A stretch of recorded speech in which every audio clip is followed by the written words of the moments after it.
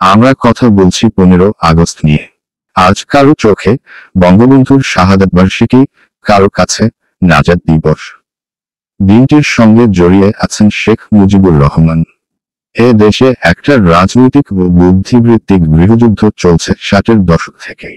একদল মনে করেন শেখ মুজিব না জন্মালে বাংলাদেশ হতো না, আরেক দল মনে করেন মুজিব হচ্ছেন জাতীয় বিশ্বাসঘাতক। একদল মুজিবের মাজার গড়ে তার বন্দনায় ব্যস্ত, অন্য দলটি তার বাড়ি ভাস্কর্য ভাঙেন। তারা একে অপরের ধ্বংস চান। দুই দলেই আছেন বাঘা বাঘা বুদ্ধিজীবী। বিপরীত মেরুর এই চিন্তার মধ্যে একটা নিষ্পত্তির সম্ভাবনা অকল্পনীয়। পাকিস্তান পিপলস পার্টির নেতা জুলফিকার আলী ভুট্টোকে আওয়ামী লীগের নেতা তাজউদ্দিন আহমদ মনে করতেন বাঙালির পয়লা নম্বর শত্রু, আর পাকিস্তানের প্রেসিডেন্ট ইয়াহিয়া খানকে মনে করতেন 2 নম্বর শত্রু। অনুগতরা তো সব সময় সুন্দর সুন্দর কথা বলেন, প্রশস্তিগাথা লেখেন। কেউ কেউ বলেন একটি লোক কেমন তা জানতে হলে তার শত্রু কি বলে সেটি জানা দরকার।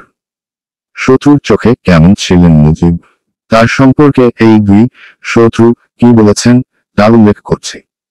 ভুট্টো বলছেন, 71-এর জানুয়ারিতে যখন ঢাকায় যাই তখন আমি শেখ মুজিবুর রহমানকে ভালোভাবে জানতে এবং বুঝতে পেরেছি। তাকে আমার মনে হলো অসম্ভব বিনয়ী।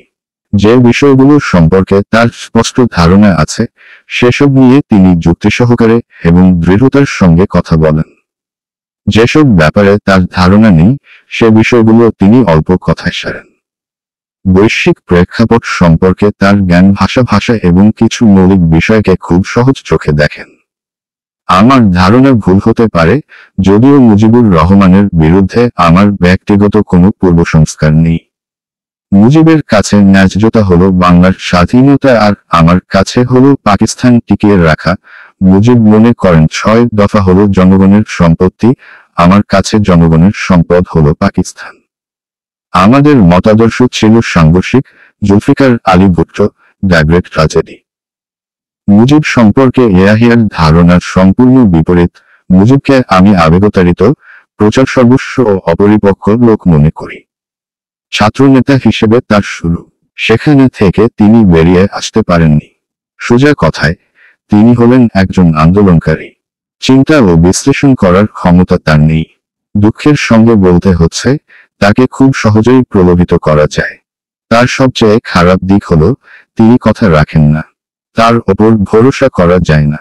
মুজিব সম্পর্কে আমার মূল্যায়ন হলো, নিজেকে যতই চালাক এবং অন্যের দুর্বলতার সুযোগ নেওয়ার ক্ষমতা তার আছে বলে মনে করুন না কেন, আসলে তিনি বোকা। যে কোনো সুবিধাবাদী লোক তাকে প্রতারিত করতে পারে। তিনি ভারতীয় গোয়েন্দা সংস্থাগুলোর এবং ভুট্টোর ফাঁদে পড়েছেন। তাকে নিয়ে কে কি করছে এটা তিনি বোঝেননি। 1978 সালে লাহোর হাইকোর্টের রিট আবেদনের সংযুক্ত ইয়াহিয়া খানের জবানবন্দি।